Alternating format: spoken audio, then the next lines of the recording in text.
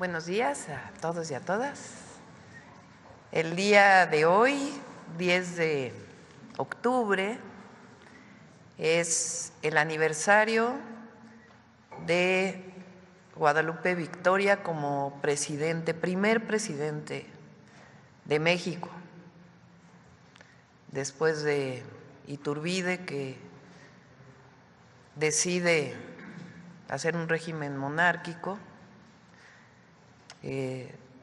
Finalmente renuncia, viene la Constitución del 24 y unos días después entra como primer presidente de México Guadalupe Victoria.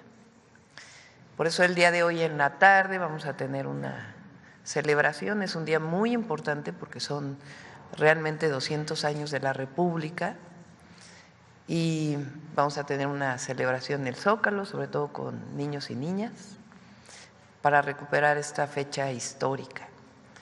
Ahora, antes de iniciar la conferencia, vamos a poner un video para que todos se enteren quién era Guadalupe Victoria.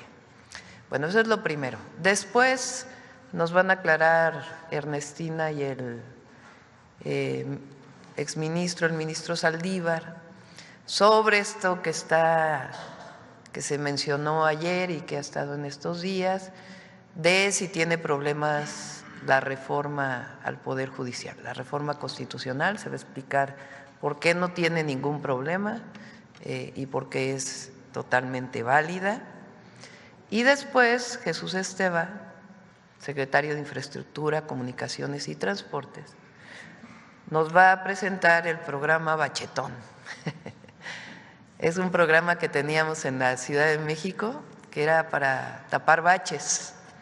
Entonces lo traemos a nivel nacional, como lo expliqué ayer, se está licitando ya para tapar los baches de todas las carreteras federales del país. Es un programa que vamos a mantener, entonces va a terminar el día de hoy con eso. Y después Noemí, que el día de hoy pues nos toca la cápsula de Mujeres en la Historia, Tiempo de Mujeres, Mujeres en la Historia, y nos va a hablar de Rita Cetina, que no solamente lleva el nombre de la nueva beca, sino es una maestra yucateca y nos va a hablar sobre este tema. Entonces, va video de Guadalupe Victoria, después Ernestina y el ministro, después Jesús, contestamos preguntas y cerramos con Mujeres en la Historia, si les parece. Adelante.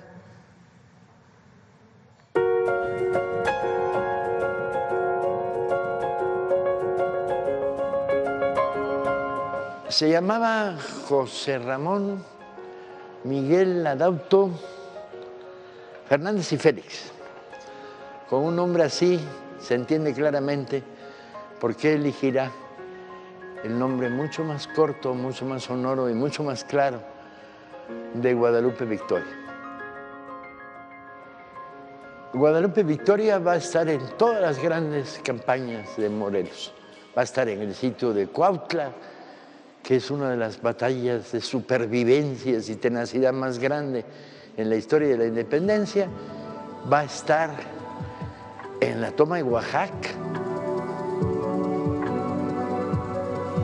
Va a cambiar de nombre ya definitivamente, se va a llamar Guadalupe Victoria. Obviamente Guadalupe por la Virgen de Guadalupe y Victoria por los triunfos del ejército de Morelos. La insurgencia le va a dar una tarea muy importante: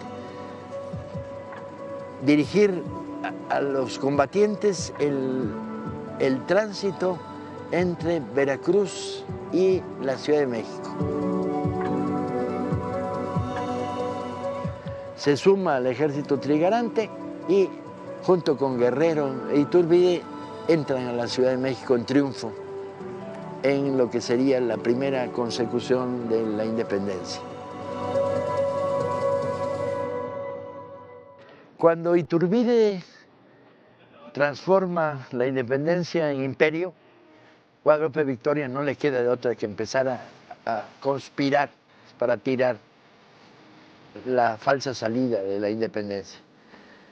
Y finalmente, a la caída del imperio de Iturbide, en el 24 se promulga la Constitución. Guadalupe Victoria será días después nombrado presidente interino y luego presidente permanente. La independencia destruye economías y caminos, destruye estructuras, destruye mercados, no hay dinero, el aparato del Estado prácticamente no existe. Y ahí este general improvisado en presidente empieza. Reconstruye la hacienda, primero. La marina mercante la reorganiza. Inicia los trabajos sin dinero, pero con todo el propósito de hacer un canal continental en Oaxaca, que sería previo a lo que luego sería el canal de Panamá. Entonces, lo que llamarías el transoceánico, ahí están los primeros estudios. Él mantiene relaciones con Bolívar y le manda dinero a Bolívar para apoyar la independencia del Alto Perú, ¿sí? Y no solo, firma la Carta de la Unidad Latinoamericana. Desde esta esquina del mundo, es uno de los primeros internacionalistas pan-latinoamericanistas que hay, este Guadalupe Victoria. Morirá en marzo de 1843, a los 56 años, y lamentablemente no íbamos a poder contar con él para la siguiente etapa.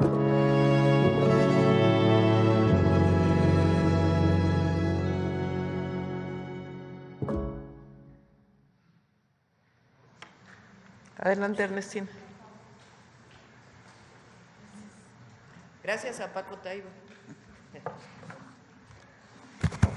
Muy buenos días, con su permiso, Presidenta. Solamente para comentar esto que ha estado en la comentocracia, que lo que digo, están intentando por cualquier medio confundir a la ciudadanía, pero es muy sencillo.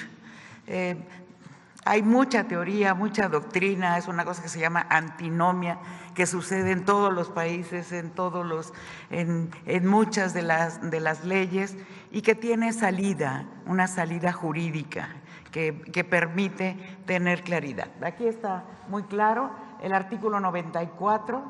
Este artículo fue objeto de la reforma. Está en la reforma que recién se aprobó del Poder Judicial, y establece claramente que se renovará cada 2 años la presidencia de la Suprema Corte de Justicia y cómo se va a resolver de manera rotatoria en función del número de votos que obtenga cada candidatura en la elección respectiva, correspondiendo la presidencia a quienes alcancen mayor votación. Esa es la reforma, ¿sí? Y se queda lo que han estado manifestando de manera incorrecta, que eso es lo que ahora confunde. En el 97, este párrafo no fue objeto de la reforma. Eso ya estaba en la Constitución, que habla de otra manera de elegir y otro periodo, ¿sí? Bueno, eso se resuelve con un artículo transitorio que, si me hacen favor de pasarlo, es el artículo transitorio 12º. Se derogan todas las disposiciones que se opongan al presente decreto. Es así de sencillo. Lo que es válido es lo que se aprobó en la reforma, es rotatoria, es cada 2 años, de acuerdo a la votación que se obtuvo. Entonces, no hay ninguna confusión. No hay ninguna posibilidad de dar otra interpretación, así que es totalmente válida la reforma y queda claro cómo se va a nombrar a la presidencia de la Suprema Corte de Justicia. No hay ningún problema. Muchas gracias, presidente.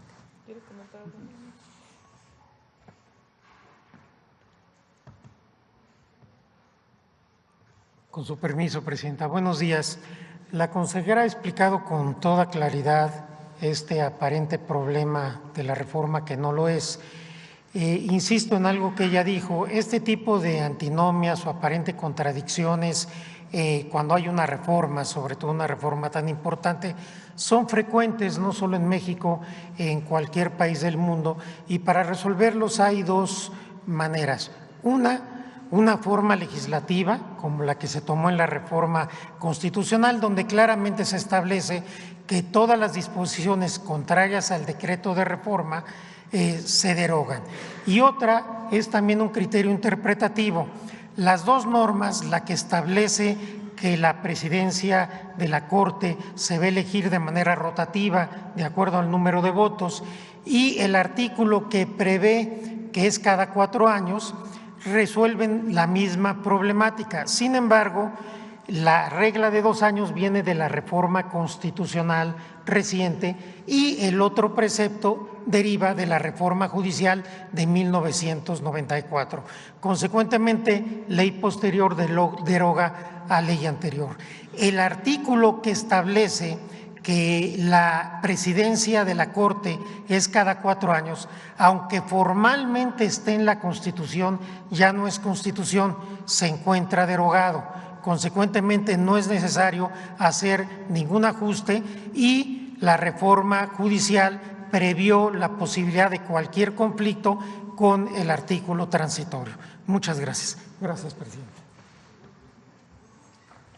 Bueno, Jesús. Con su permiso, señora presidenta. Buenos días a todas y a todos. A continuación, informamos sobre el programa de conservación de carreteras federales. Adelante. Tendrá un alcance en las 32 entidades, la inversión son 4,000 millones de pesos y la meta son 44,600 kilómetros. El sureste estará apoyado por la Secretaría de la Defensa en todas las zonas donde fue afectado las carreteras por el proceso constructivo de Tren Maya. Adelante. Aquí vemos lo que es conservación rutinaria, que básicamente es bacheo, renivelación, deshierve y también la limpieza de cunetas de las obras de drenaje. Esto es importante en los procesos preventivos para que no se genere daño adicional en las capas inferiores. Después tenemos diseñados 134 frentes de trabajo simultáneos. La meta son 44,600 kilómetros, que es la longitud de la red federal de carreteras, y el periodo de ejecución es noviembre de 2024 a febrero de 2025. Estaremos generando con esto 8,500 empleos. Adelante. Y además tendremos conservación periódica, son un poco más de 600 kilómetros, casi 700 kilómetros de longitud. Estos son tramos donde se hace el fresado y el tendido de la carpeta asfáltica. Tendremos 28 frentes de trabajo simultáneos y se inician estos trabajos en diciembre y se estarán concluyendo en abril de 2025. Aquí estamos generando 2,750 empleos. Y es cuanto. Gracias. Sí, viene un video del bachetón. Adelante.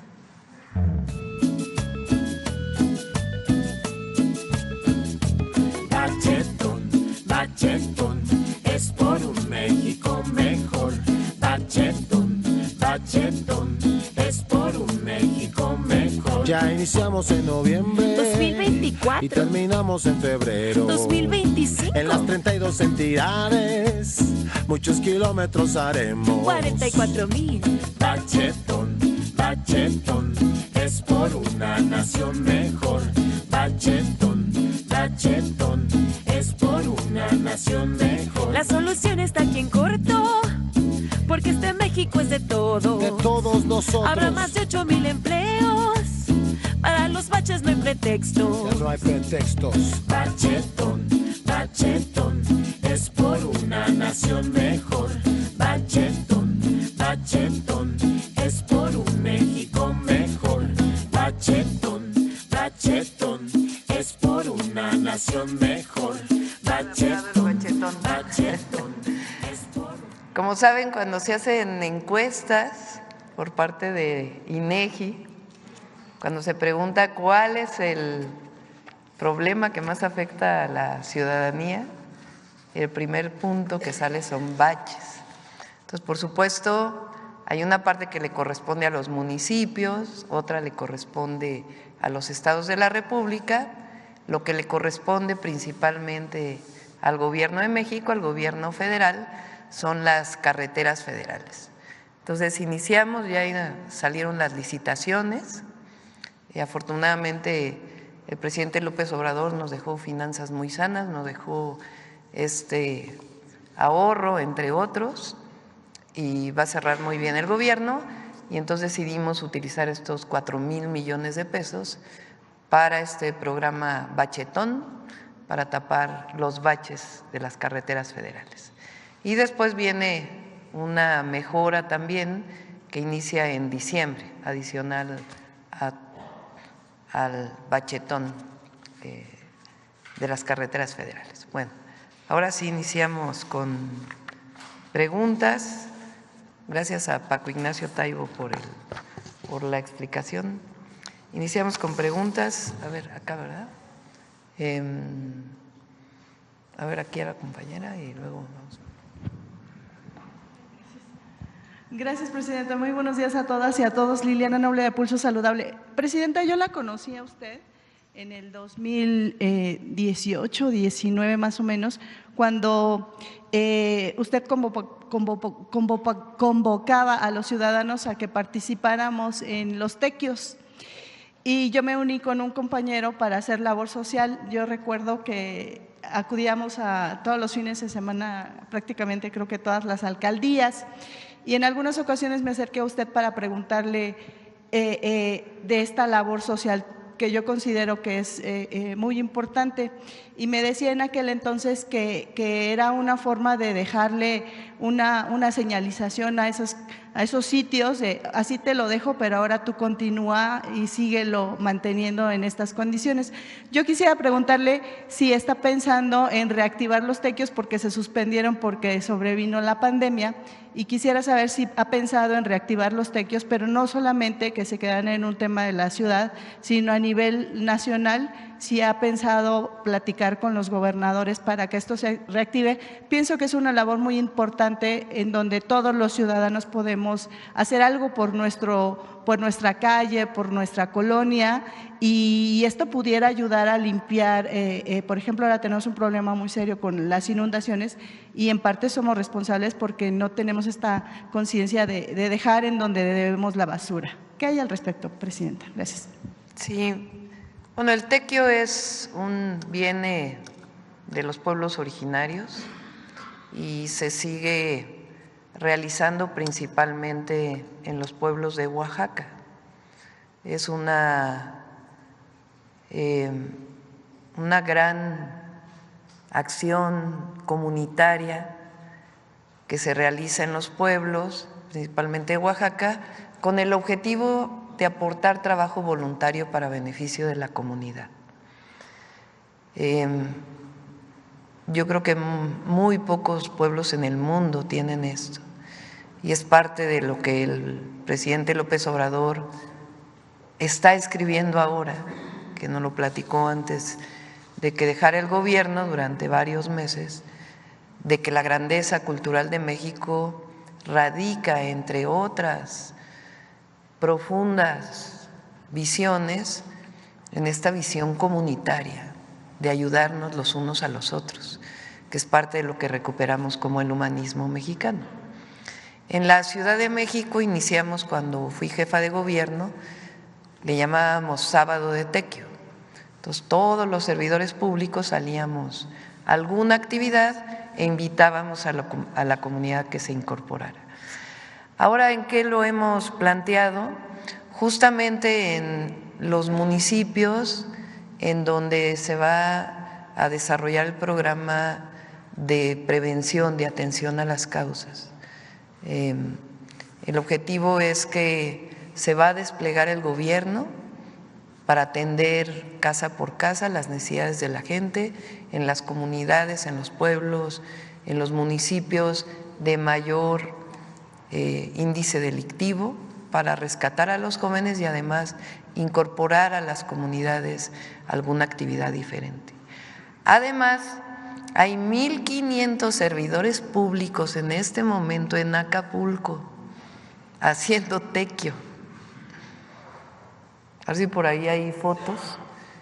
Hace unos días le pedí a Leticia Ramírez, que es coordinadora de atención ciudadana y integración de políticas en el gobierno de la República, en la presidencia de la República, que se fuera a coordinar este trabajo.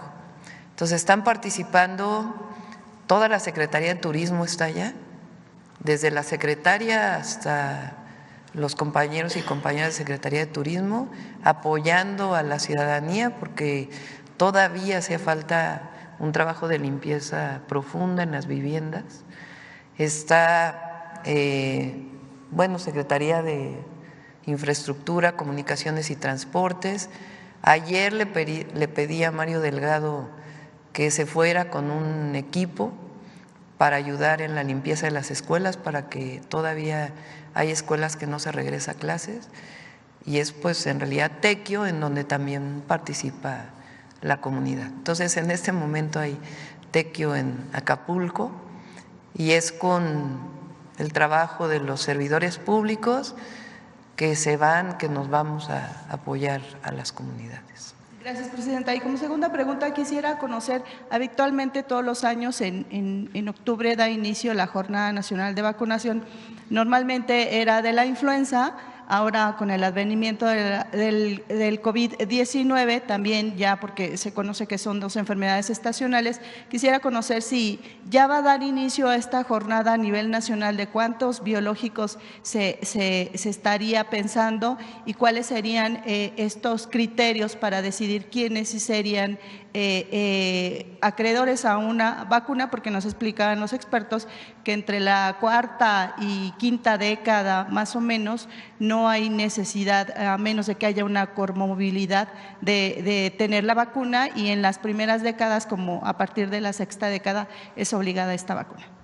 Si les parece, invitamos al secretario de Salud y a su equipo para que puedan platicar de la campaña de vacunación de invierno y en general de los programas de salud. Vamos a invitarlo la próxima semana. Gracias. Y finalmente, Presidenta, quisiera conocer, el presidente Andrés Manuel López Obrador nos dijo que ya estaba la declaratoria de zona natural protegida o área natural protegida, la parte de Calica. Yo quisiera conocer cómo va ese proceso, si ya está un decreto firmado, y saber si ustedes tienen pensado en el gobierno federal ir incrementando estas zonas tan importantes como áreas naturales protegidas. ¿Qué se sabe al respecto? Gracias. Bueno, el presidente López Obrador hizo el decreto de un número muy importante de hectáreas de áreas naturales protegidas, particularmente en el sureste. Ayer platicaba de la Reserva de la Biosfera de Calakmul, que se amplió, una parte de Tulum también, y también el caso de Calica. Vamos a invitar a la Secretaría de Medio Ambiente para que platique. Alicia Bárcenas, eso me lo platicó ella, y vamos a invitarla a ver si mañana puede venir un momento para platicar de este tema. Ella se negó a aprobar hace muchos años, cuando trabajó en Semarnat, no sé si era Semarnat o Instituto de Ecología, aprobar ese proyecto, porque sabía que iba a tener afectaciones al medio ambiente. Producto de ello renunció ella, porque le pidieron que aprobara. Ahora, cuando se ve que además tiene más explotación de la que incluso tenía autorizada, se determina que sea decretada área natural protegida. Por cierto que dijeron que había expropiación, no es expropiación, es sencillamente el cuidado del medio ambiente. Esa actividad minera, particularmente en esa zona, tiene afectaciones graves al medio ambiente. Entonces se decide decretar área natural protegida, y si quieren mañana que pueda venir Alicia para que pueda platicar cuáles son los impactos ambientales de esta mina y por qué se decide decretar la área natural protegida y el trabajo, cuál es el programa de trabajo que tienen en esta materia. Una parte no solamente es decretar más, sino que las áreas naturales protegidas tengan, se llama programa de manejo. Una zona, un área natural protegida, no solamente es que se diga no se toca, se pueden hacer actividades adentro. ¿Qué tipo de actividades? ¿En qué zonas? ¿Cómo conservar? ¿Cómo proteger? Porque no solo es un asunto de dejar intacto, se tienen que hacer labores de restauración, de limpieza. Todo eso, la ley ambiental establece que tiene que tener un área, un programa de manejo, así se le llama. Entonces viene el decreto, se avanzó, María Luisa Albores avanzó en varios programas de manejo, pero todavía quedan otros. Y el objetivo es seguir ampliando programas de manejo, así como áreas naturales protegidas. Pensé que iban a ver acá, de este lado, mujeres primero y luego varones. Hola, buenos días, presidenta. Bueno, pues aprovechando que hoy es jueves de Mujeres en la Historia, preguntar sobre un tema que ya había tocado usted en el Zócalo sobre la homologación del tipo penal de feminicidio, que fue un pendiente que quedó pues en el sexenio pasado que el presidente impulsó. Y pues preguntarle pues cómo va este proceso, cuál será la manera de hacerlo y para cuándo se tiene previsto que se logre. Es parte de las reformas que se presentaron el 3 de octubre. ¿Por qué no lo planteas qué es lo que ya está y en qué vamos a aumentar? ¿Cómo fortalecemos la tipificación de feminicidio para todos los? Sí. A ver, la presidenta envió las iniciativas y una de los planteamientos es que todas las fiscalías deben tener, las fiscalías locales y obviamente la general, deben tener fiscalías especializadas en delitos de género, poniendo énfasis sobre todo en la investigación de feminicidio, esa es la que está.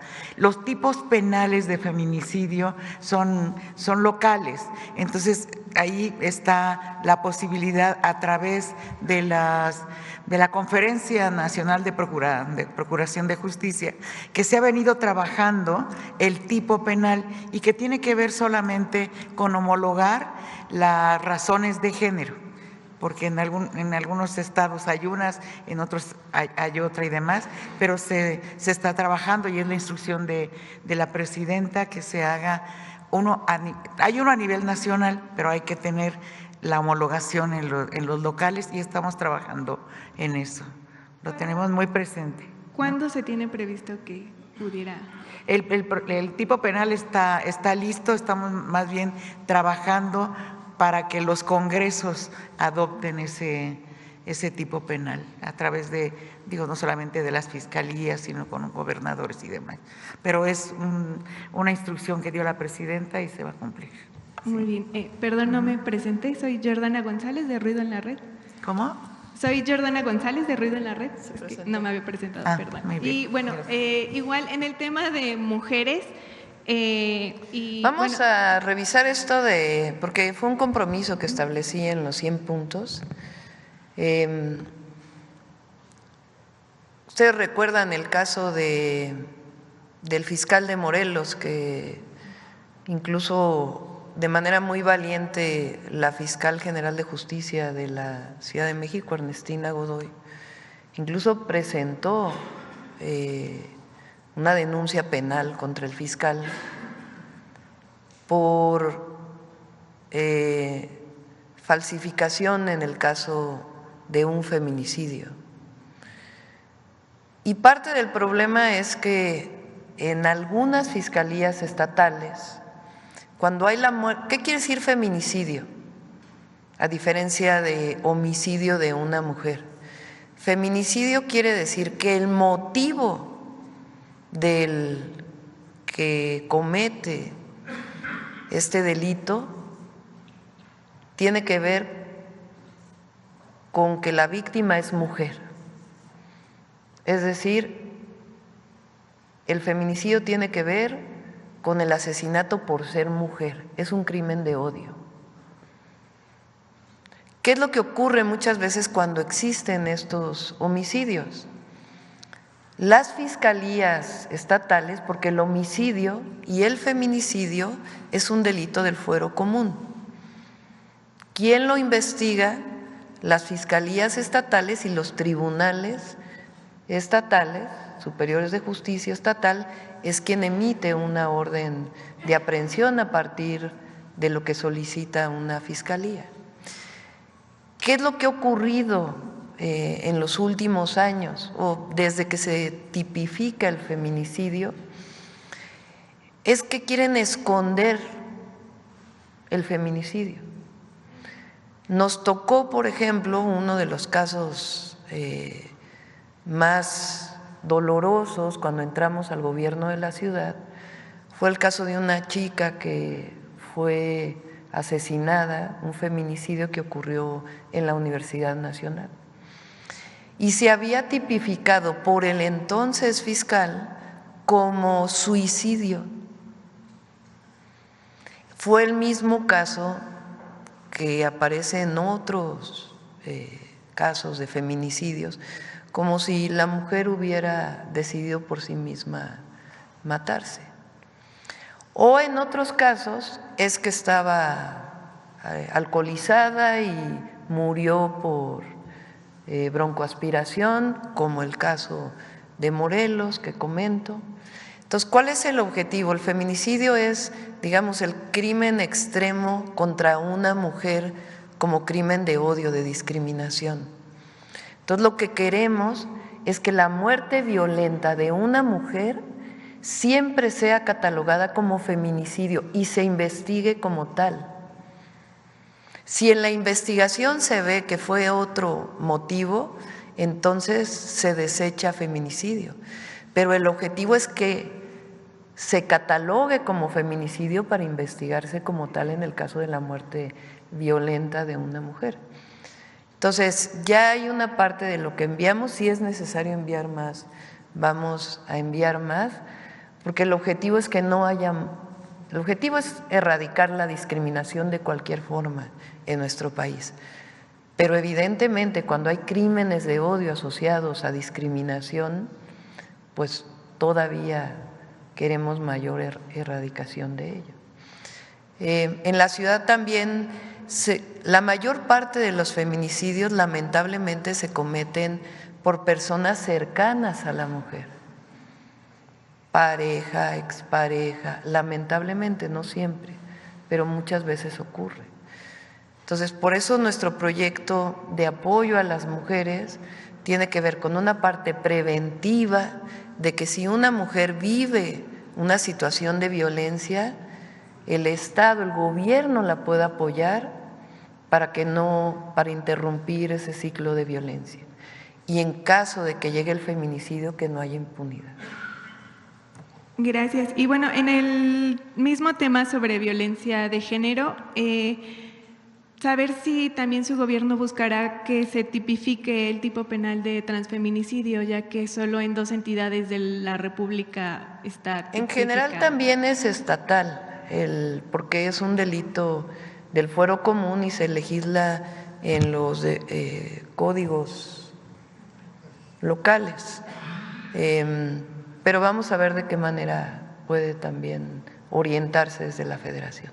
Bueno, y ya en una última pregunta, pues saber si la secretaria de Cultura, Claudia Curiel, le ha dado alguna información sobre el paro que mantiene la comunidad estudiantil en el Conservatorio Nacional de Música. Los estudiantes llevan una semana en paro, piden que se aumente el presupuesto para el conservatorio, para mejoras en el inmobiliario, que se contraten a más profesores. Sé que se reunió la secretaria de Cultura con ellos y voy a revisar con ella y vamos en la medida siempre lo posible apoyar a las escuelas. Es uno de los 100 puntos. La educación artística, el IMBAL tiene diversas escuelas de danza, el conservatorio, y nuestro objetivo pues es apoyarles. A ver, por acá, otra mujer, 3 mujeres y luego vamos con… Muy buenos días, presidenta, le iba a decir doctora. Janet Galindo, de Grupo Transmedia La Chispa. Pues yo quería preguntarle, a últimas fechas se han dado grandes precipitaciones, intensas precipitaciones pluviales en los últimos meses, lo que ha permitido el llenado también de presas. En torno a esto, ¿cómo va también la recuperación del sistema Cutzamala? Está al 60%, aumentó el sistema Cutzamala, es el sistema que viene de presas de Michoacán, Estado de México, para suministrar agua a todo el Valle de México, Estado de México y Ciudad de México. Con las sequías de los años anteriores había disminuido mucho el agua en las presas y pasó de el año pasado, bueno, a principios de este año, había en época de lluvias un suministro de alrededor de 10 metros cúbicos por segundo. Eso disminuyó a 6 metros cúbicos por segundo. En este momento ya se recuperó a 8 metros cúbicos por segundo. Entonces, hay más agua, está al 60%, pero aún no se logra los niveles más altos que en otros años ha tenido. Ok, pero esta recuperación ya también ha ayudado hacia los… a mejorar el abastecimiento de agua de la zona metropolitana. De toda la zona. 2 metros cúbicos por segundo, pues es bastante. Muchísimas gracias. Y en otro tema, también preguntarle cuál es el informe que tiene al día de hoy en torno a la producción de la refinería Dos Bocas, doctora. Vamos a traer al director de Pemex, si quieren, para que pueda explicar este y otros temas, junto con la secretaria de Energía. Está funcionando la refinería Dos Bocas. El último reporte que tengo es que está más o menos al 80%, pero si quieren que venga, todavía faltan algunos detalles, pero que venga el director de Pemex para que se los pueda explicar. Pero está ya en vías de que opere al 100%. Todos aquellos que decían que no iba a operar están muy equivocados. Okay. Muchísimas gracias. Gracias. Bueno, a ver por acá, ahora sí. Vamos enfrente porque aquí, con prioridad, quien no ha preguntado en estas conferencias. Gracias, doctora. Buenos días. Soy Eduardo Ortega del periódico El Financiero. En primer lugar, quisiera preguntarle sobre el tema de la reforma al Poder Judicial. Ayer en el Senado, en el proceso legislativo, la oposición empezó a señalar que se metió una reserva en donde el Ejecutivo, el Legislativo van a tener veto de… No, se quitó. Se quitó, nosotros no estuvimos de acuerdo, hablamos con… había sido una iniciativa, no conozco de quién fue la iniciativa, pero no debe ocurrir eso, debe mantenerse lo que está establecido en la Constitución. Ok. Muchas gracias. En otro tema le quiero preguntar sobre el presupuesto. Usted ayer mencionaba que se va a bajar el déficit. Entonces, yo quiero preguntarle de manera puntual si el déficit va a bajar de 6% al 3.5%, como usted había ya dicho, o si va a bajar del 6% a solo el 5%, que es como ha trascendido que quizás va a suceder. Sí. Primero, va a cerrar un poco menos que 6%, algunos puntos. Esa es por lo menos la estimación que tiene Secretaría de Hacienda. Y el objetivo para el próximo año es una reducción importante del déficit. El objetivo pues es llegar al 3.5, pero estamos viendo, no queremos tampoco… va a haber una reducción importante y, como se dice, los mercados van a recibirlo bien. ¿Qué es lo que no se puede hacer? Que es, digamos, lo que había antes. La obra pública tiene que seguir y los programas de bienestar tienen que seguir. Tanto los que ya están con su aumento, por ejemplo, hay cerca de 400,000 adultos mayores que ya cumplieron 65 y que se les tiene que dar su apoyo, su pensión, los nuevos programas sociales y la obra pública.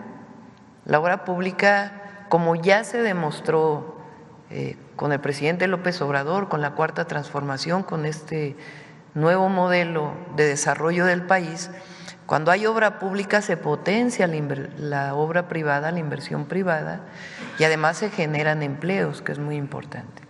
Entonces, cerrar a cero inversión pública, pues no sería correcto. Entonces, no va a haber aumento de tasas de impuestos y va a disminuir de manera muy importante el déficit.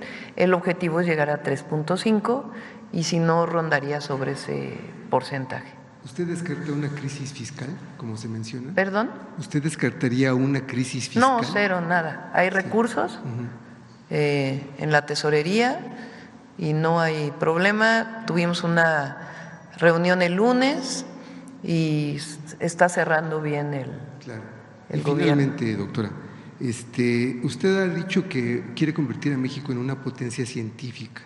Entonces, yo le quiero preguntar en ese sentido si usted tiene previsto incrementar la inversión en desarrollo de ciencia y tecnología. Sobre todo se maneja que la meta debería de ser del 1%. Entonces, ¿en cuánto se incrementaría la inversión en este rubro? Y, bueno, fundamentalmente. Se va a ir incrementando poco a poco. ¿Cuál es el planteamiento que nosotros tenemos? Y como en alguna época de mi vida me dediqué a la ciencia, el objetivo es que los distintos grupos de investigación científica, tecnológica y también de las humanidades y de las ciencias sociales puedan coordinarse para que todo ese conocimiento pueda generar desarrollo en ciertas áreas. Por ejemplo, lo que planteé en el Zócalo, el desarrollo de un vehículo compacto eléctrico, diseñado por mexicanos, producido por mexicanos, ensamblado por mexicanos. ¿Qué necesitamos para que eso ocurra? Pues juntar a las mentes científicas, tecnológicas, que hay muchas en el país, en la UNAM, en las universidades de los estados, en el Tecnológico Nacional de México, que es una gran institución, en el Instituto Politécnico Nacional, juntarlos para que haya este desarrollo. Planteamos también desarrollo en patentes médicas, por ejemplo. México tiene investigadores en investigación biomédica pues de primer nivel. Entonces, a veces no es necesariamente que le des más recursos y que siga este esquema de trabajo aislado, sino que juntemos. Esa es la labor fundamental de la secretaria, entre otras, de Ciencia y Tecnología. Entonces, eso nos va a permitir avanzar en muchos temas que existen, se quedan publicados en un artículo, pero no se convierten en avances en el desarrollo nacional.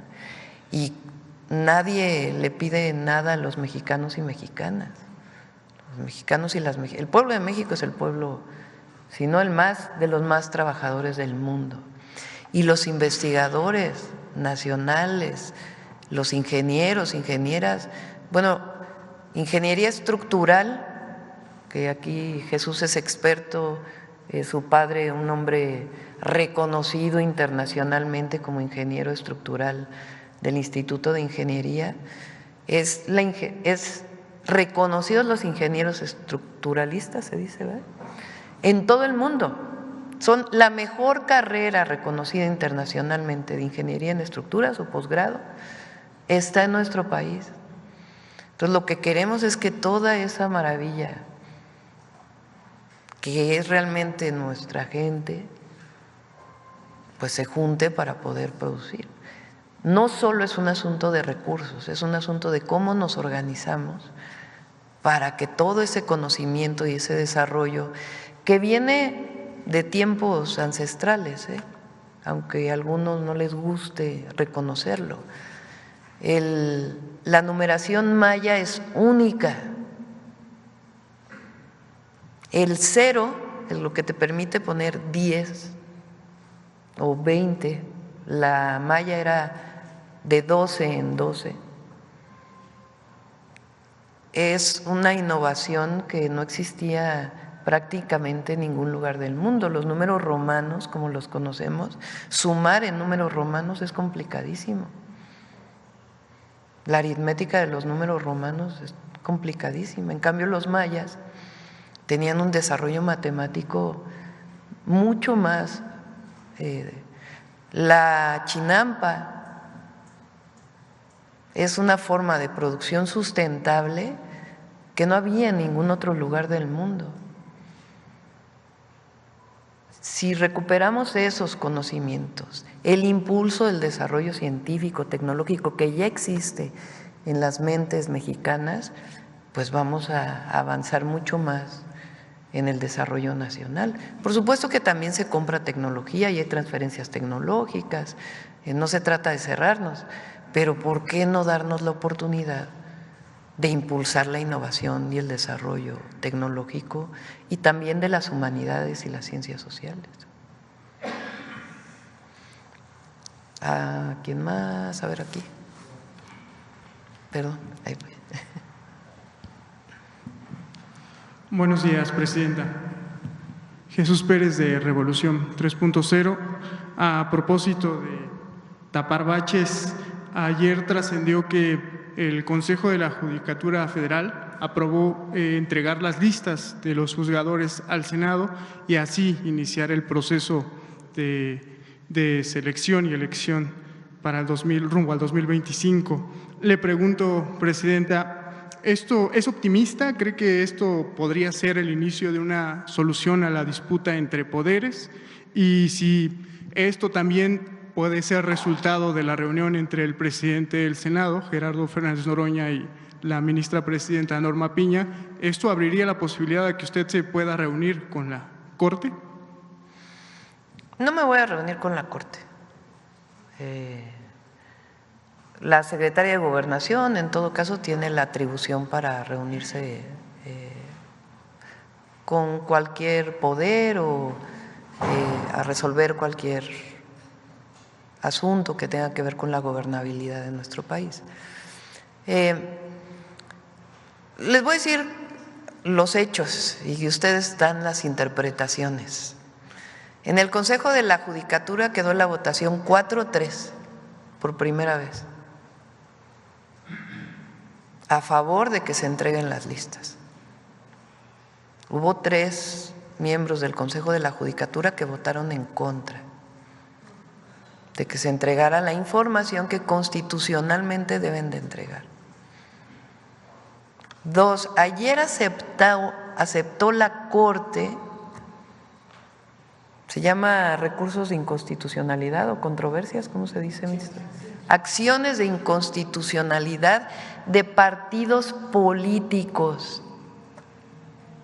Los partidos políticos no tienen atribución más que en algunos casos electorales de presentar estos recursos. Y a pesar de ello, la Corte los aceptó. Debería de haberlos rechazado, porque no tienen personalidad jurídica los partidos políticos para presentarla. Si hubiera sido el 33% de una Cámara, que es lo que se establece, entonces sí. El argumento que dan es que es por asuntos electorales, porque es un asunto electoral. No tiene que ver este asunto electoral con los partidos políticos. O sea, ellos mismos, fíjense, la elección de jueces, magistrados y ministros aprobada en la Constitución, publicada en el Diario Oficial, porque hoy el Poder Judicial tiene graves problemas de corrupción. Ayer, por ejemplo, aceptaron un amparo otra vez para que no se paguen los impuestos de una empresa que ya saben cuál es. Bueno, ahí está otro caso. para que se retrase, no más que no se pague, para que se posponga la resolución. ¿Cuánto lleva ese caso? Y ayer se aceptó ese amparo para que se siga posponiendo. Ahora, el PRI y el PAN presentan esta acción de inconstitucionalidad. ¿Qué tienen que ver los partidos políticos en la elección de jueces, magistrados y ministros? Nada. Ellos mismos quieren, fíjense de qué tamaño es su contradicción. Nosotros dijimos cuando se presenta la reforma, a ver si me explico con calma para que se entienda. Cuando se presenta la reforma, critican al presidente López Obrador porque dicen que se va a partidizar la elección de jueces, magistrados y ministros. Entonces el presidente López Obrador, la secretaria de Gobernación, Luisa María Alcalde, dice, no tienen nada que ver los partidos, esta es una decisión del pueblo. Va a haber listas, convocatoria y los partidos políticos tienen prohibido participar. Es una elección directa de la gente, sin los partidos políticos como intermediarios en ese proceso. No es como en las elecciones a presidenta, a diputados, senadores, cabildos, presidente municipal, diputados locales, donde participan los partidos políticos. En el caso de jueces, magistrados, ministros, elección, los partidos políticos tienen prohibido participar. Entonces, no es una elección por partidos políticos. Sin embargo, ayer aceptan una acción de inconstitucionalidad de un partido político o de dos partidos políticos.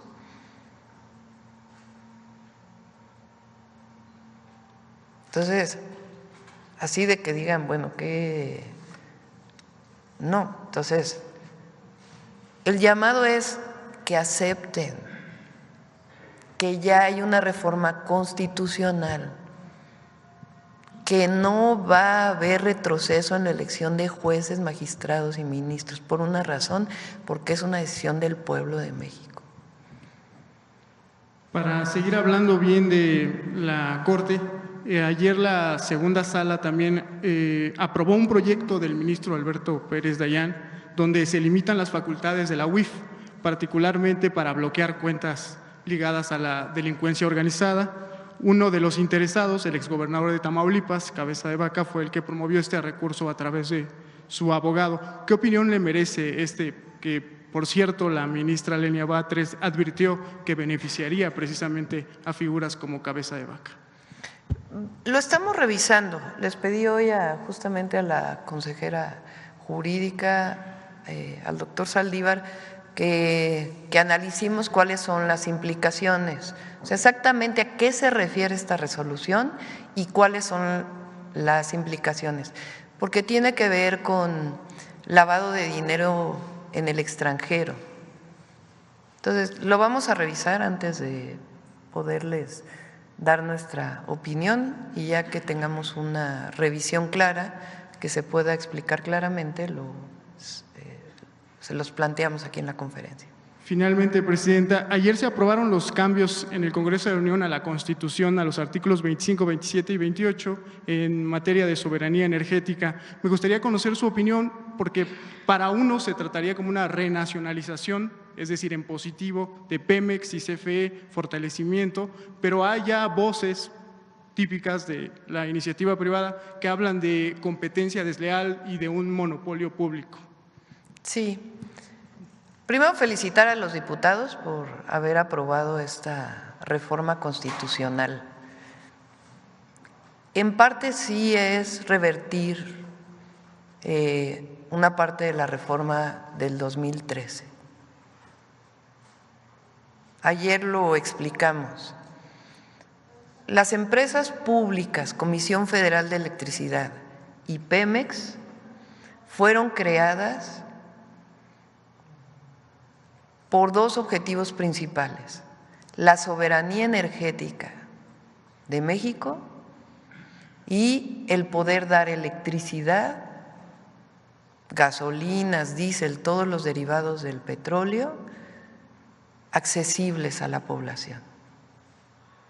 Gracias a la nacionalización de la industria eléctrica vino un proceso de electrificación en México que hoy llega prácticamente al 99%. Si no se hubiera dado esa nacionalización, con las empresas privadas nunca hubiera llegado la electricidad a pueblos, poblados, municipios alejados, porque el objetivo de una empresa privada es la ganancia. Entonces,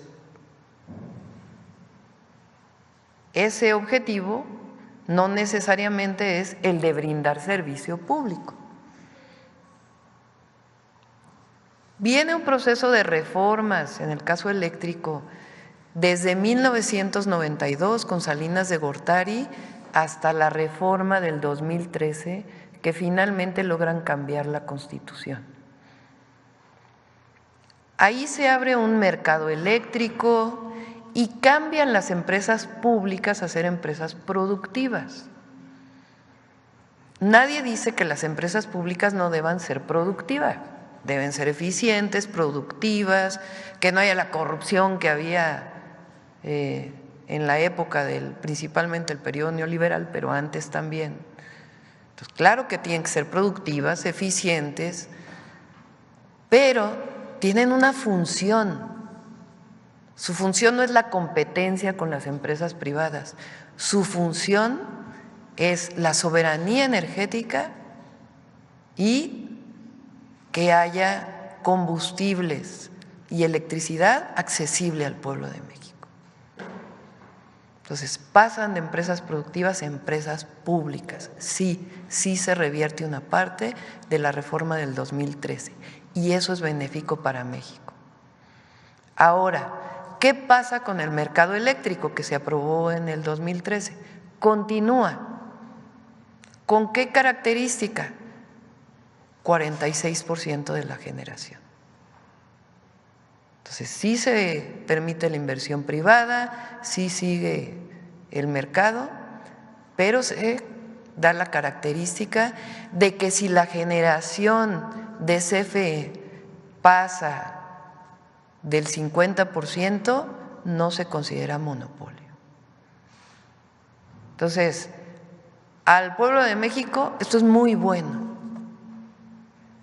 Fíjense lo que ocurrió en España cuando toda la crisis del gas. Tarifas de la electricidad, que está privatizada prácticamente toda la industria eléctrica, tarifas de la electricidad impagables para los españoles. Ni el propio gobierno español pudo poner esquemas de regulación que permitieran bajar la tarifa.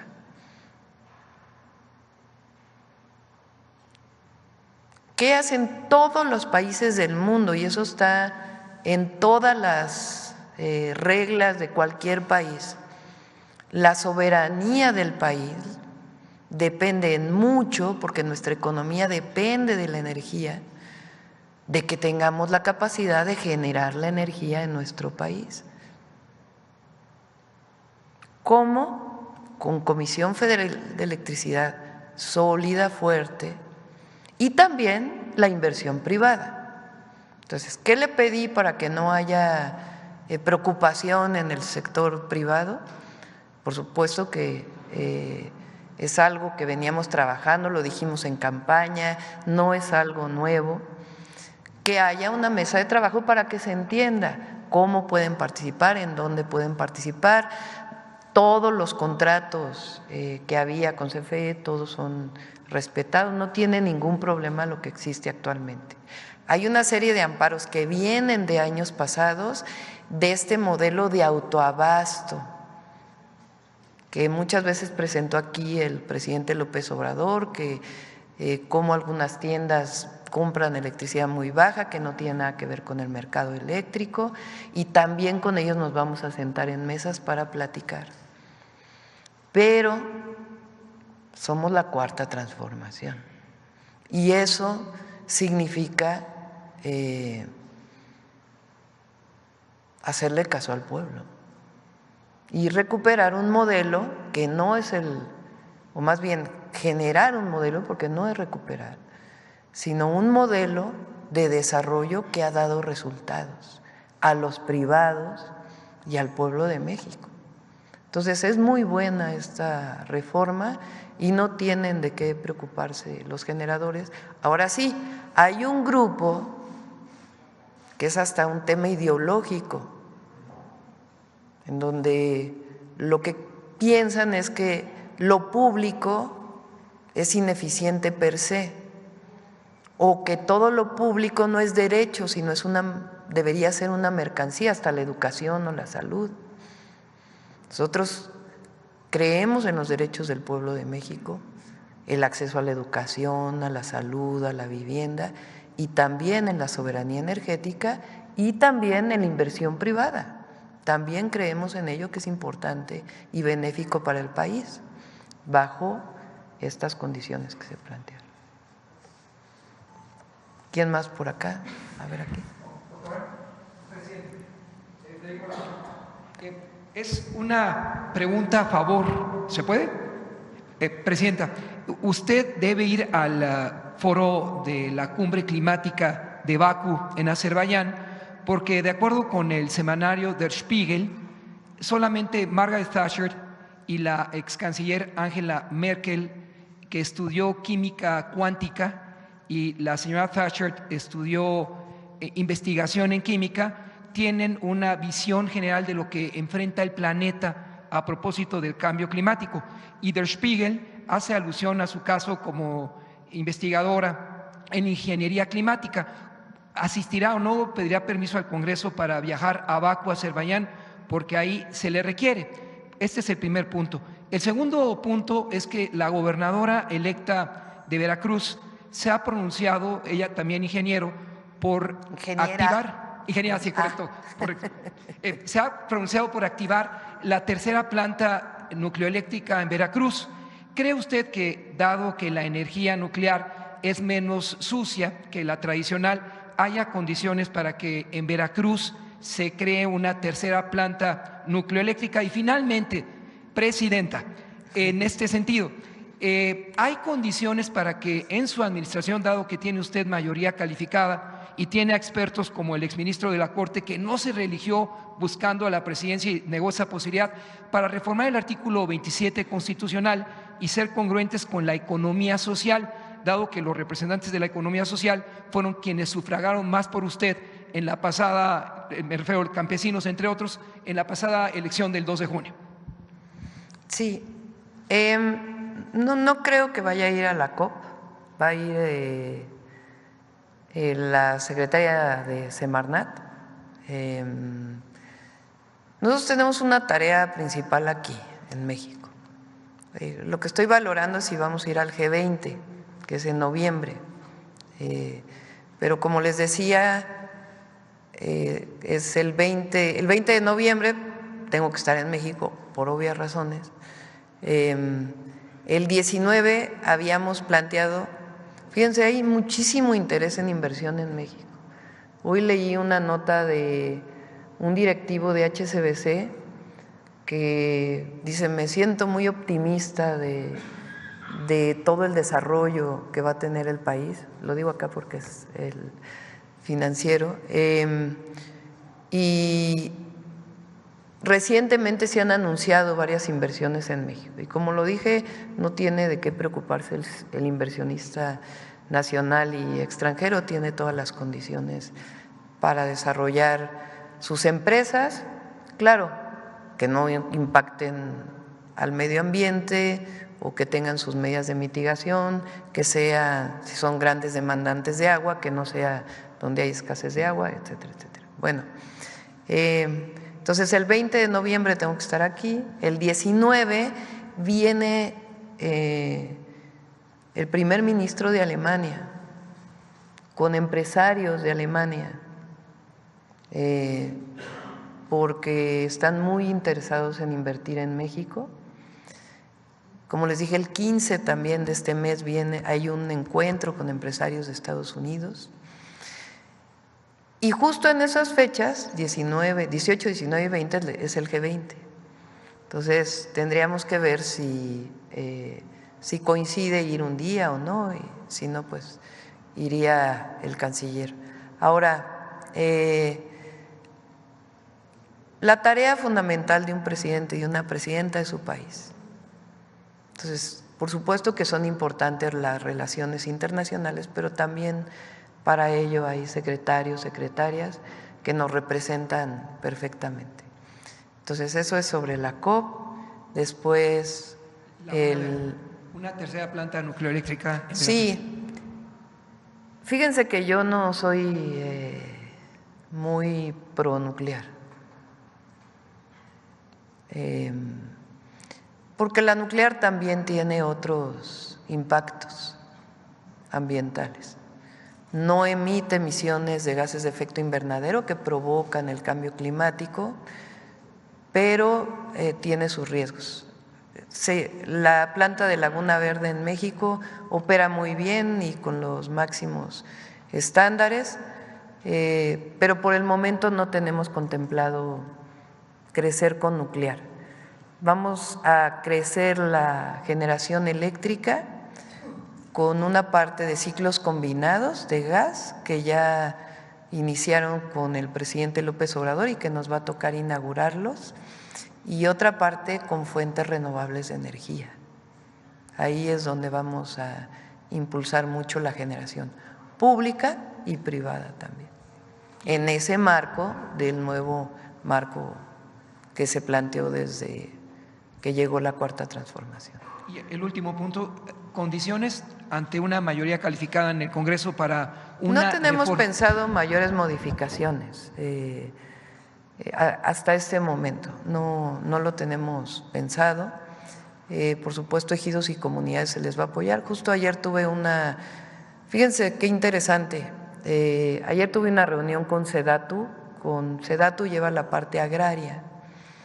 Con la modificación a la reforma constitucional, que ahora al segundo constitucional, que reconoce con derechos plenos y como sujetos de derecho a los pueblos originarios y a los afromexicanos,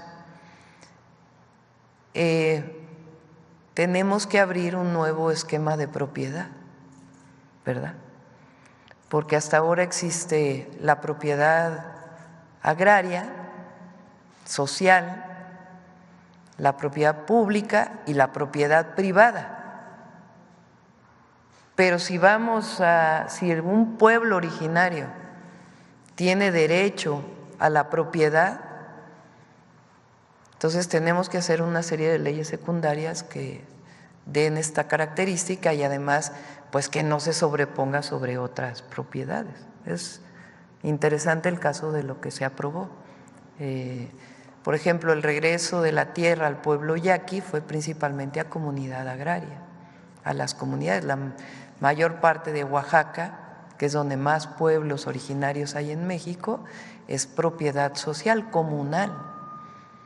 Entonces, al hablar de reconocimiento de propiedad de un pueblo originario, tiene que quedar muy claro la parte agraria y la parte de pueblo originario, pero no tenemos planteado, y también aprovecho para decirlo porque en la campaña se dio y por si hay la propiedad privada está totalmente resguardada y nadie va a hacer ni expropiaciones ni vamos a andar quitándole la propiedad a nadie.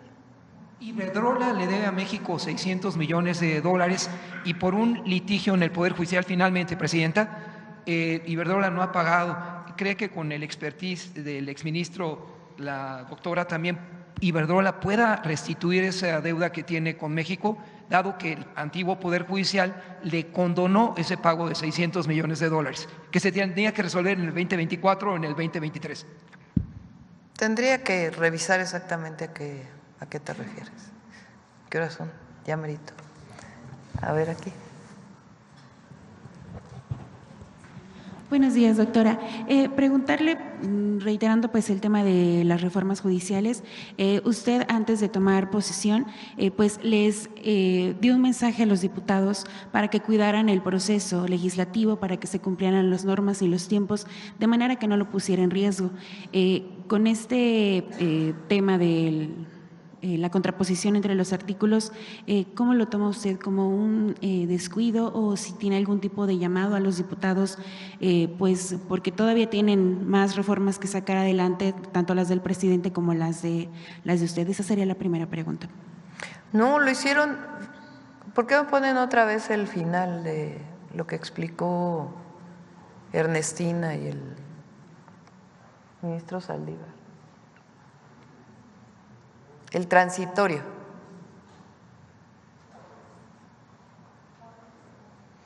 Este es un transitorio.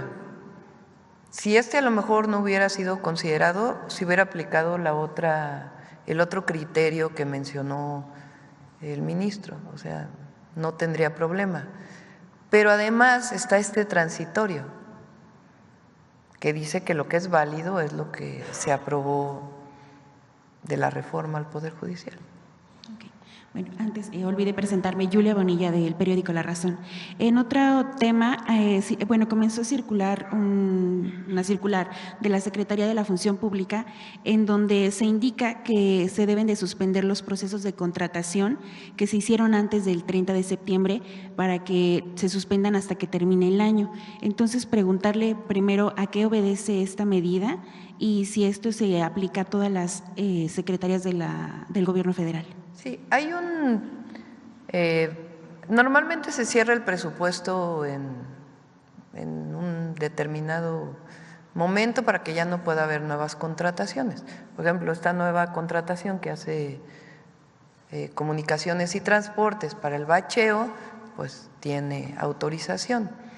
Entonces hay un cierre, digamos, del presupuesto, pero eso no quiere decir que ya no se va a gastar en nada, sino que hay techos presupuestales que tienen que completarse. Pero hay casos de contratos pues, que ya no daría tiempo de terminarlos si se hicieran ahora. Okay. Bueno, y ahora relacionado con el tema hídrico que tocó hace un momento, usted planteó en sus 100 puntos pues echar a andar un nuevo plan nacional en materia hídrica. Preguntarle si esto estaría pues considerando, por ejemplo, realizar reformas en cuanto al Tratado de Aguas de 1944, que pues cede agua a Estados Unidos, etcétera, sobre todo también por el punto que usted comentó en el que las presas, a pesar de las lluvias recientes, pues quizá no han alcanzado los niveles de almacenamiento de años anteriores. Entonces, si ya tiene más detalles sobre cuál es la estrategia que va a seguir para asegurar el abastecimiento y también considerando que es un punto clave para el plan de inversiones que contempla para el país. Sí. Sí se está considerando la modificación de algunas leyes. ¿Qué es lo que estamos haciendo ahora? El director general de Conagua, en este caso además en coordinación con el secretario de Desarrollo de Agricultura y Desarrollo Rural de SADER, se están reuniendo con distritos de riego, porque en algunos casos tienen concesionada el agua, tienen más agua concesionada de la que usan, por un lado. Y por otro lado, como vamos a hacer un programa de tecnificación de riego muy importante para disminuir el consumo de agua en riego, aumentar la productividad del campo y que se libere agua para otros usos, se está platicando con ellos porque, por ejemplo, si tienes, es hipotético, 10 millones de metros cúbicos concesionados y con la tecnificación solamente vas a usar 5, pues que se liberen esos otros 5 para que se puedan usar en otros usos. Tanto con distritos de riego como con industriales que consumen agua, se está reuniendo el director general de Conagua con el objetivo de hacer un acuerdo nacional de protección, conservación y uso eficiente del recurso hídrico. que nos permita utilizar de mejor manera el agua en el país. Yo creo que este acuerdo lo vamos a tener hacia noviembre y es muy importante.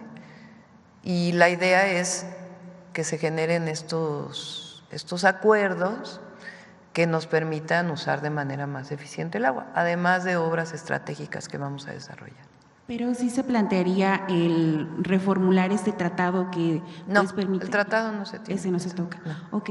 Y en otro tema, en el Senado se está perfilando pues la reelección de Rosario Piedra para la CNDH.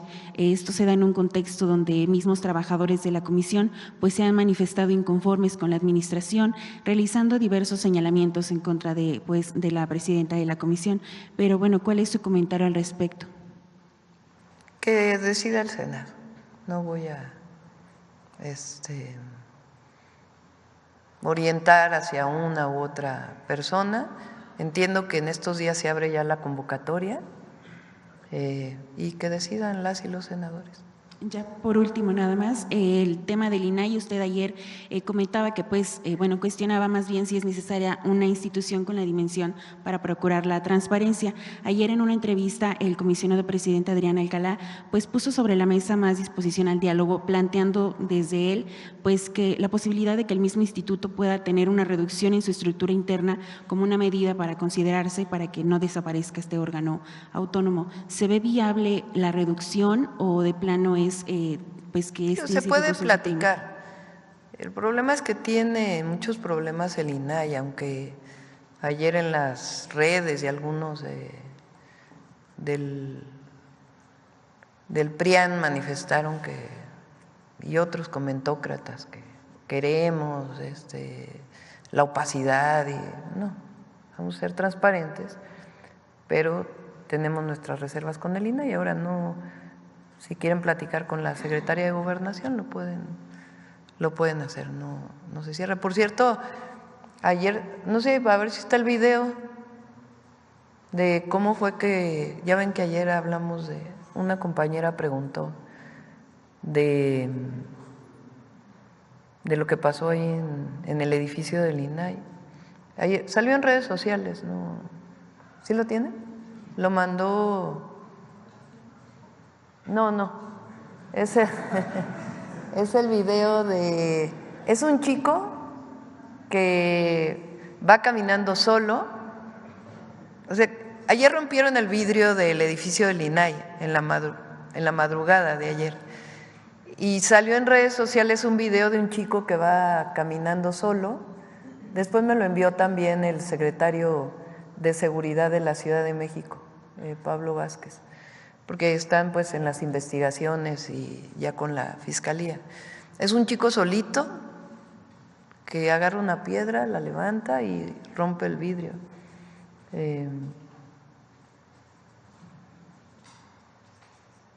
O sea que no hay así como como el gran atentado, se ve clarísimo. Digo, no está bien, no justifico que una persona llegue a romper el vidrio de una institución pública o privada. Obviamente no es justificable nunca, ¿no? Pero nada más por esta idea de que a lo mejor había sido algo en contra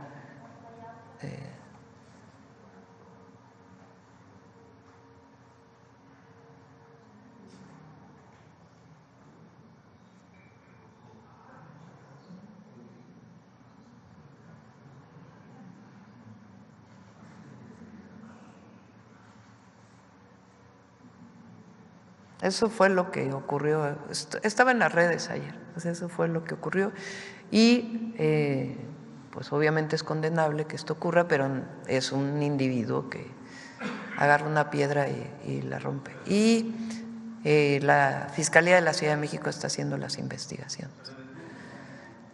No, todavía no, están en las investigaciones, pero obviamente pues es un delito, ¿no? A ver, aquí adelante para que terminemos con la fila de adelante. Gracias, presidenta, y gracias por darme la palabra. Felicidades por sus logros en toda su vida y como presidenta también. Presidenta, usted acaba de mencionar ahorita pues las leyes en cuestión de género y pues han alcanzado incluso a la mayoría de las mujeres que ahorita pues, es un orgullo mexicano para muchos hombres tener a mujeres mandatarias en el Estado de México, en la Ciudad de México, Presidencia de la República, en el Senado de la República. Y hay un tema que ayer también se suscitó en redes sociales precisamente en cuestión de medios de comunicación que han estado yendo en contra, ¿no?, de este sistema, vamos a decir así, en algunos estados de mujeres mandatarias. Es el caso también de una legisladora, Andrea Chávez, que ayer se quejó en las redes de ser víctima de algunos medios de comunicación, en particular uno, su opinión acerca de esta situación y también preguntarle a usted cómo se ha sentido con el trato de los medios de comunicación, televisión, prensa, radio y redes sociales. Sí. Primero, mi solidaridad con Andrea Chávez, la senadora. Por supuesto, hay libertad de expresión y no se trata de censuras, ni mucho menos. Pero hay una parte que de este cartón que salió que es denigrante hacia una mujer. Y más allá, entiendo que ella va a poner una demanda, que decidió hacerlo, está ella en su derecho, pero en todo caso es un llamado. Nadie pide que estén de acuerdo con lo que uno dice, con lo que uno opina, con las posiciones, para eso vivimos en una democracia. Pero hay una parte que es particularmente contra las mujeres, en donde se usa un machismo tremendo. Entonces, un llamado a que se eleve el nivel y que no se caiga en esta denigración a una mujer. Entonces, a cualquier mujer que viva una condición de burla, discriminación por el hecho de ser mujer, independientemente de su posición política, repito, y pueden pensar que el límite es esa línea es difícil de decir hasta dónde sí, hasta dónde no, por eso es más un llamado. Entonces, cuando se hace uso, cuando no se está de acuerdo con una posición política o un dicho que hace una mujer, particularmente una legisladora en este caso, pero se usa su condición de mujer para denigrarla, yo creo que eso, bueno, ya hay una mujer presidenta, yo creo que es parte de este proceso. Todas las mujeres mexicanas, las que estamos aquí, algunas más que otras, hemos vivido una situación de machismo contra nosotras, hasta de acoso. Todo eso está tipificado y tiene que tener sus reglas. Pero es un llamado a que, si no se está de acuerdo, que usen otros su creatividad orientada de una manera distinta y no a denigrar a una joven, además tan brillante como Andrea, por su condición de ser mujer. Entonces, esa es mi opinión y mi solidaridad con Andrea. Y en cuanto a usted, el trato de la prensa a más de una semana de su mandato. Pues varía. Y es parte pues de la democracia, el que no estén de acuerdo, qué bueno que haya gente que no esté de acuerdo, y también pues uno tiene derecho de réplica, ¿no? Esto se instauró en el gobierno del presidente López Obrador, en donde las críticas que hacen a la presidenta o a políticas de gobierno, pues tengamos la posibilidad también de debatirlas desde aquí, ¿no? Entonces, pero hasta ahora, bueno, ya vamos a cerrar porque viene tiempo de mujeres en historia.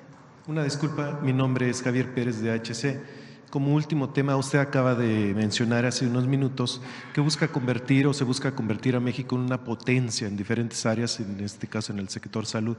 Preguntarle cómo va el tema de alternativas médicas originarias de pueblos originarios, del Instituto Politécnico, si hay un presupuesto en general y si se aceptaría a mentes mexicanas en el sector salud que aportaran conocimiento para, obviamente, revolucionar el sistema médico, la medicina y traer una mejor salud a los mexicanos.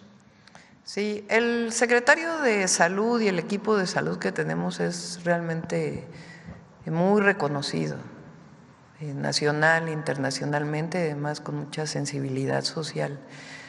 El doctor Kersenovich está viendo incluso el tema, por ejemplo, de las parteras, que se quedó una parte se avanzó y otra parte está pendiente. Que es importante y que teniendo las reglas, las formas, etcétera, es importante que sean reconocidas. Entre otras muchas cosas, cuando fue la pandemia, con el doctor Kersenovich, que entonces estaba de director del Instituto Nacional de Nutrición, se analizaron con métodos científicos remedios naturales, digamos, para ver si tenían, que estaban saliendo en artículos internacionales, beneficios para curar la pandemia, ¿no? El COVID-19. Entonces, sí, es parte de lo que se está haciendo. Bueno, ya cerramos, viene Noemí. A la próxima, y ¿por qué no hacemos que apuntemos como para mañana que queden pendientes? Noemí. Con su permiso, Presidenta. Muy buenos días a todas y todos. El día de hoy vamos a dedicar la sección de Mujeres en la Historia a la profesora Rita Cetina Gutiérrez.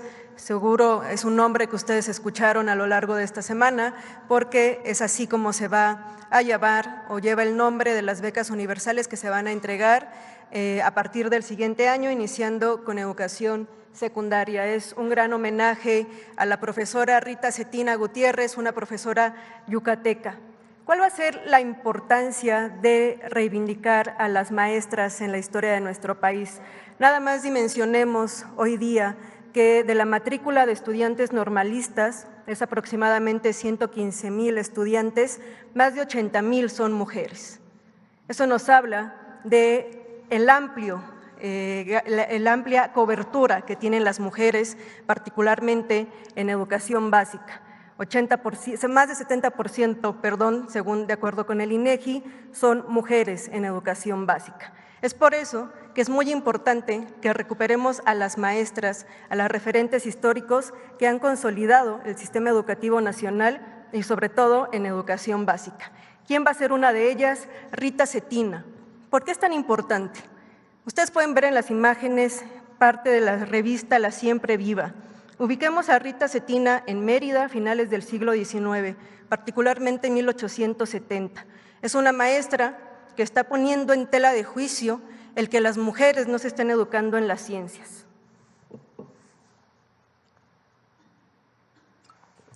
¿Cómo era la educación en ese momento? Era una educación unisexual. ¿Qué quiere decir esto? Que sabemos que estaban divididas las escuelas para niñas y para niños. Una de las razones principales que diferenciaban a estas escuelas es que el programa de estudios era diferente. En el caso de las escuelas para varones se enseñaba aritmética, en el de las mujeres rudimentos de aritmética. ¿Por qué? Porque nuestras capacidades eran menores, porque no aprenderíamos ciencias, porque no aprenderíamos este contenido. Entonces la diferenciación en estas escuelas se daba desde el contenido. Y es por eso que maestras como Rita Cetina a finales del siglo XIX empiezan a discutir y ponen en la discusión pública que las mujeres debemos de aprender ciencia, que tenemos las capacidades para aprender ciencia, y va a crear esta fundación, que además de todo va a ser una escuela para las niñas de escasos recursos de la sociedad meridiana, pero además es una sociedad científica y literaria. Característica fundamental, empieza a preguntarse aspectos fundamentales sobre la posibilidad de las mujeres de aprender la ciencia. Y algo muy importante que quiero destacar en esta sección de historia de las mujeres en la historia es que si tenemos materiales de estas protagonistas, pues es importante que las escuchemos y que las conozcamos de viva voz. Así es que tenemos una muy breve cápsula acerca de qué se preguntaba Rita Cetina a finales del siglo XIX.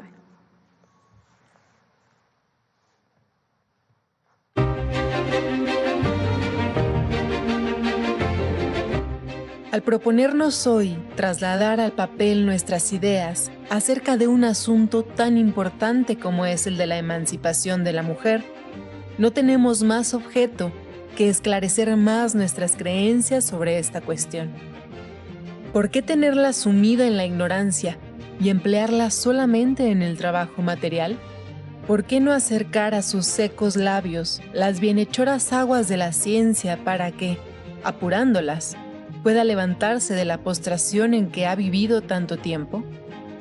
Queremos, pues, deseamos con ardor que la mujer se ilustre para que, abarcando su inteligencia todos los conocimientos del hombre, pueda indagar y descubrir, como él, los secretos arcanos de la naturaleza. Esto lo publicaba Rita Cetina en 1870, en el número 2 de La Siempre Viva. Les decía yo que su Sociedad Científica y Literaria también tuvo como característica la publicación. Esto va a ser fundamental, sobre todo en la parte de la trascendencia. No es casualidad que los primeros congresos feministas mexicanos se hayan dado en Mérida, Yucatán, y que las más de 600 asistentes a esos primeros congresos feministas mexicanos hayan sido maestras.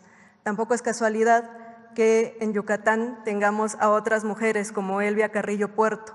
Pensemos, por ejemplo, que las primeras diputadas mexicanas en 1923 precisamente se dan en Mérida, Yucatán, o en este año que estamos reivindicando a la figura de Felipe Carrillo Puerto, pues justo va a ser en el gobierno de Felipe Carrillo Puerto, donde las mujeres de manera local van a ser las primeras diputadas en nuestro país, a más de 100 años.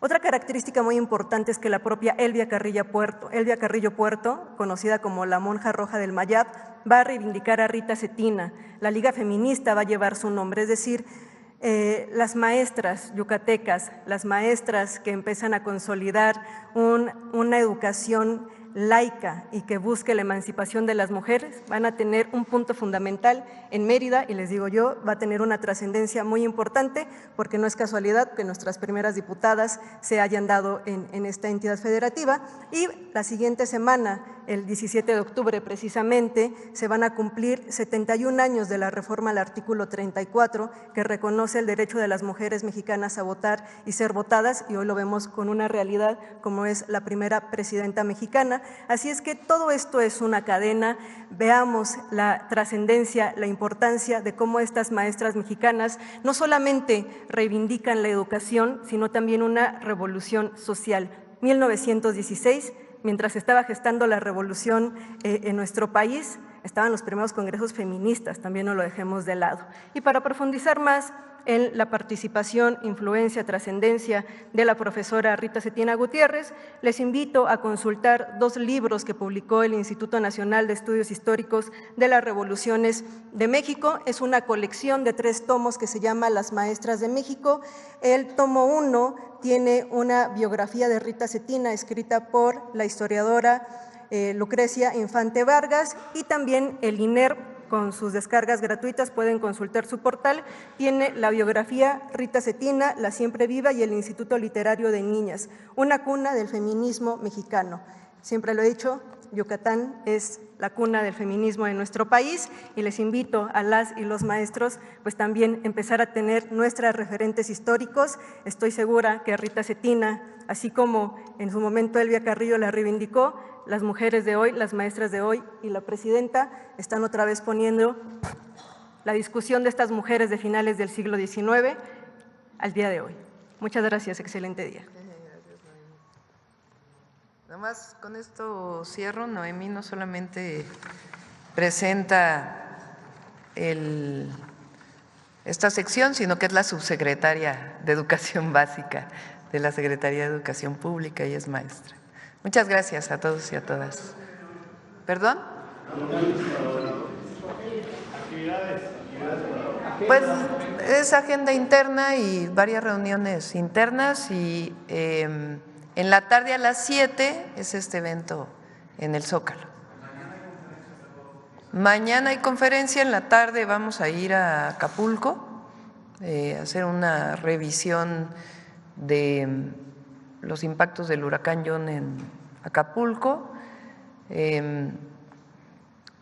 El sábado vamos al Estado de México, vamos a tener una reunión con los presidentes municipales y las presidentas municipales del Oriente para este programa que anuncié, y el domingo vamos a Querétaro. Gracias a todas y a todos.